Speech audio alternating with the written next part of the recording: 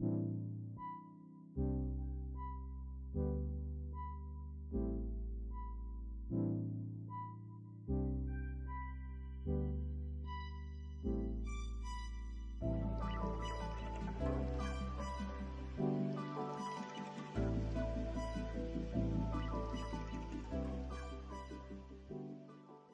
Foxy, it's your birthday. Not for real, just for play. This is Cree Summer, and Moana Nui will be right back.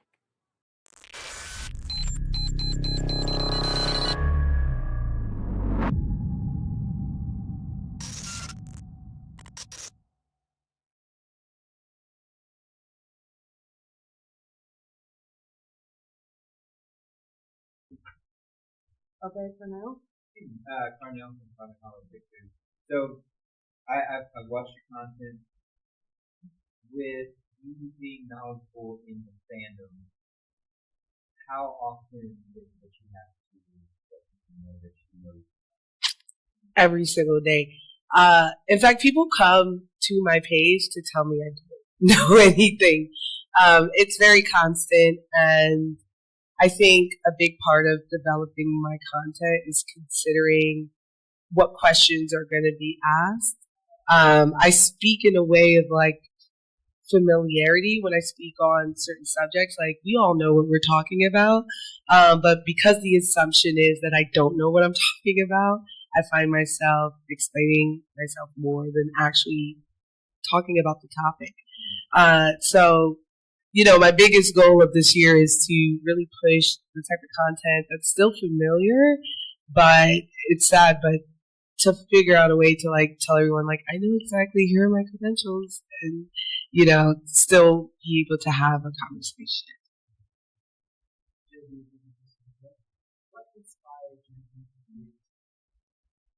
Yeah, Issa Rae. I watched Insecure, the TV show, and she was turning 29, and she was like, before I turn 30, I need to do all these things.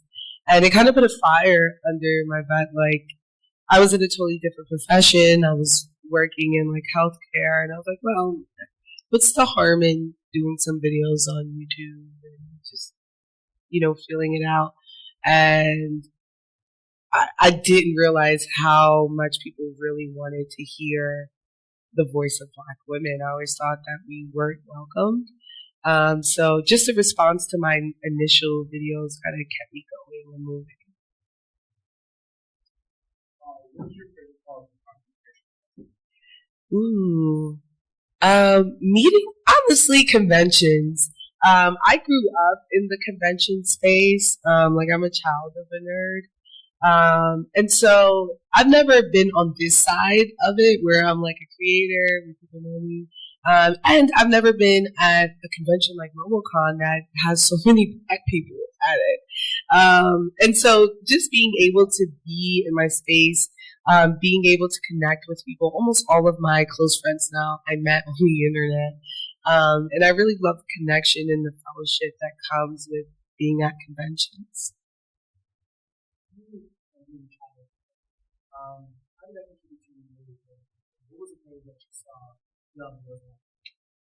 That did it? I want to say, I want to be cool and be like Mouse. I read Static and it changed my life. But I really think it was a cartoon. I'm pretty sure it's Batman the Animated Series. That like really did. I know I'm wearing a shirt, but like this is by coincidence. But I really think that's what like really got me locked in. You first. So, being a Black woman, you ushered in and opened the door for many other Black women creators, and you are stepping into becoming a legend in your own right. So one of the things I really appreciate is you also do a great job of highlighting independent talent for Black creators, Black directors, Black screenwriters, and you recently talked to Rodney Burns, Barnes. That was a great interview. How did you begin get into creating fighting words and then begin to sit down into it? Like the Fighting Word show. Yeah. So there was a stint before, while I was still working full time. I was working at a marketing firm, and so we used to run like commercials and YouTube shows for like Nike. So I knew the bones of how to run the show. My biggest barrier was the teams that I were on was probably, we had a budget of like $500,000, $1 million, and a team of like 15 to 20 professionals. And I had saved up $5,000. And so I was like, well, it's time to cash in all of my favors. And so I got a lot of people two people to donate their time, 3 people to donate their time. And I was able to just use that $5,000 on an editor and a DP, a director, and everything else was favors. Rodney Barnes appreciated me highlighting his comic book, and so did everyone else. I just because I was highlighting them and they was able to get eyes on them, they were willing to do me that favor. And it was really just a moment of community, fighting words, and it felt like accumulation of all the work I've been doing over the past couple of years. Thank you. What? Okay. Max Jenkins, Moana Nui Podcast. When you look at the time and effort that it's taken you to go from your initial calling to where you are now, which I would personally would say is almost like running a marathon, do you have an idea of where you want to go next with your platform? Or is it kind of, I'm going to ride this for a while and let the inspiration grab me and then make a decision? Yeah, I'm definitely hoping that at one point Fanboy Fighter becomes an entity that's self-sufficient without me. So I'm really working this year on building a community. I have a Discord, I have a show.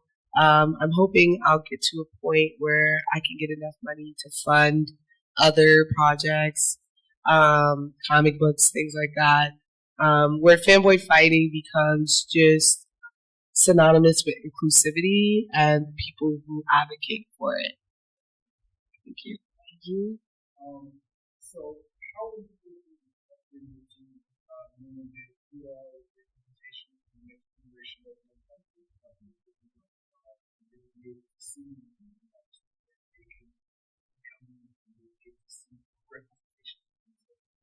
Yeah, it's a little bit of pressure, you know what I mean?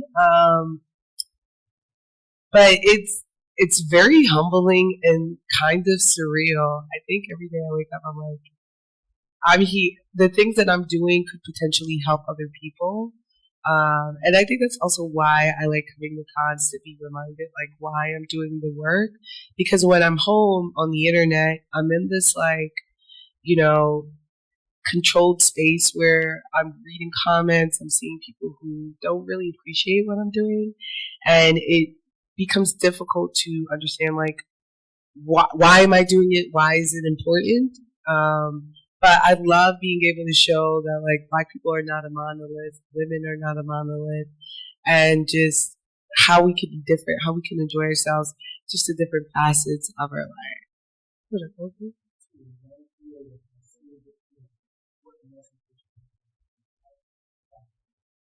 I think the biggest lesson I've learned is one, just start moving, start creating, but also be open to critiques, as in listen to critiques, but don't ever listen to the reason why. So I will listen to a critique where people say, I didn't like this aspect or this piece, but I'm not listening to why they didn't like it, because that's personal. You know what I mean? And you may not know why I did something, but it is a good note to know that like something is off, or this is something that an audience member or people may notice, you know?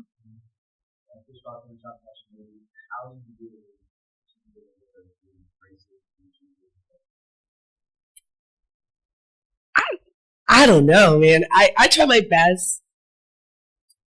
I think I try my best to be respectful and block. I'm a big blocker, like every day, to the point where TikTok disabled blocking for me for like weeks, because I'll block you at the drop of a dime. But I try to educate as best I can. And I mean, personally, for my mental health, I just try to remember that this is not real. Like the internet is not real. And what people are saying are a very specific, loud, small group.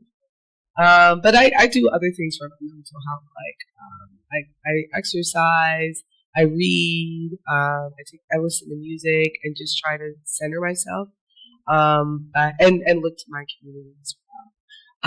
Last question. I think on the podcast, we do a lot of previews and reviews of content on Bravo.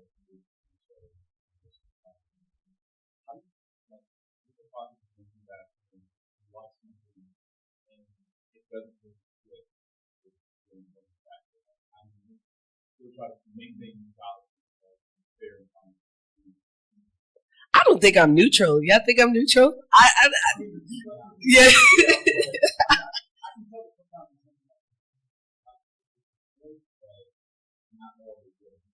Oh, I try to be transparent about it. Like, or even if I know it's terrible, I think that's closer to what you're saying. Like, if I've watched the project, I'm like, I know objectively this is terrible, but me as a fan of this specific thing, I enjoyed it.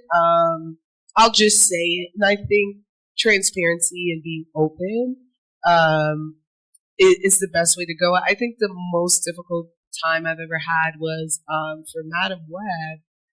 I'd met the director, and then she personally invited me. I'd interviewed the director, and then she personally invited me to the premiere.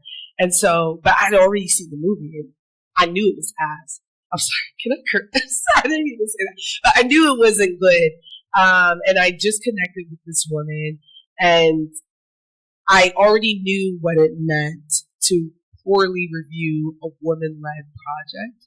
And there was a moment where I was like, maybe I just would be quiet about it. I won't review it. Because if you don't have something nice to say, and I have a moral obligation not to lie. And then Straw Hat Goofy put a video up, and I was like, I can't be sitting here lying or quiet and Mickey Mouse is over here speaking up. That goes against who I am. So I think it's just reminding myself, like, hey, who are you? Why do people come to you? Because some people pay their last to go see these movies, and they're looking for me to say, where can I put this money? Like, Frankie, we have similar tastes, be honest, and I could save someone their last bit of entertainment money, or tell them to shuttle it to something that they would actually enjoy. Thank you guys. This is really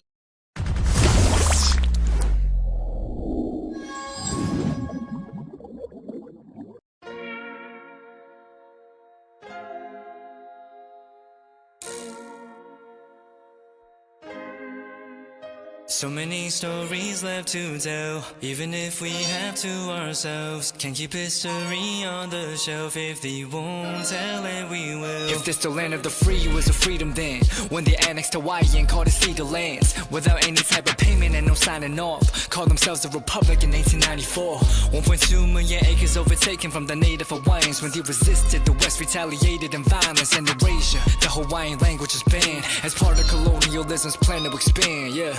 Stuck between a rock and a hard place. Multiple bombings of Kaho'olawe as a part of their ongoing war with Asia. Used it as a place for target practice.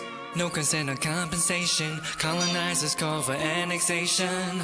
No regard for all the locals. School will never let you know. So many stories left to tell, even if we have to ourselves. Can't keep history on the shelf. If we won't tell it, we will. Too many stories left to tell, even if we have to ourselves. Can't keep history on the shelf. If we won't tell it, we will. We will. So if you put Hawaii into perspective, well, Black and Asian history is interconnected. Considering the fight with the Pacific, then of course, versus Asia, they was treated as a middleman for war, but didn't let the Western colorism run its course, cause dark skin was a sign of dignity to core. The land was taken in the name of capitalism, when prior to it was an actual kingdom. Clap back at the system. Stuck between a rock and a hard place. Multiple bombings of Kaho'olawe as a part of their ongoing war with Asia. Used it as a place for target practice.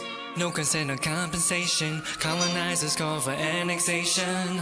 Network out for all the locals, school will never let you know. So many stories left to tell, even if we have to ourselves. Can keep history on the shelf, if we won't tell it we will. Too many stories left to tell, even if we have to ourselves. Can keep history on the shelf, if we won't tell it we will. So many stories left to tell, even if we have to ourselves. Can keep history on the shelf, if we won't tell it we will. Too many stories left to tell, even if we have to ourselves. Can keep history on the shelf, if we won't tell it we will. We will.